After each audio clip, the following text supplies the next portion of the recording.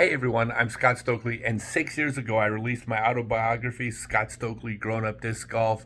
And in the past 6 years, I've learned of some historical inaccuracies that I inadvertently made. A couple other things have changed. So this is the update to the book. There's going to be several of these videos actually. By the way, you can buy the book at Amazon.com, or you can listen to the audio version at Audible, read by me.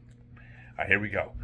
So, I mentioned that Ben Wall released a disc similar to the puppy.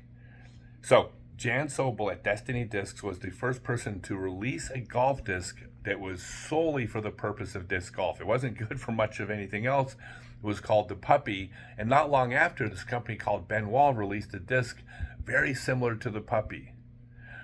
Come to find out that Ben Wall was molding for Jan Sobel at Destiny Discs, and in fact used Jan's mold and started making puppies. So it wasn't similar to the puppy, it was actually the puppy, but they weren't supposed to do that. Next, Frank Aguilera set the world distance record in 1983, the first person to break the world record with these new beveled edge discs.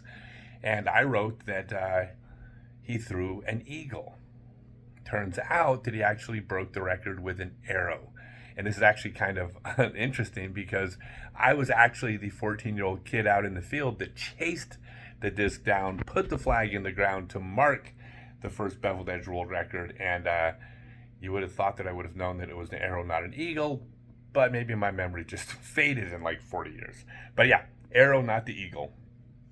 I took a little side tour in my book and talked about my favorite Frisbee game, which is double disc court. And I know it's a book about disc golf, but it's my book, so I get to do whatever I want. And I talked briefly about this game to share with you guys. And I mentioned that the best team of all time was Snapper Pearson and Ron Vingerelli, which possibly was the best team of all time.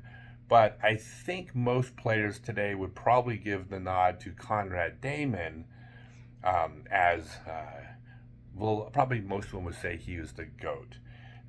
Conrad, however, likes to play with different people. In fact, he likes to win with as many different people as possible.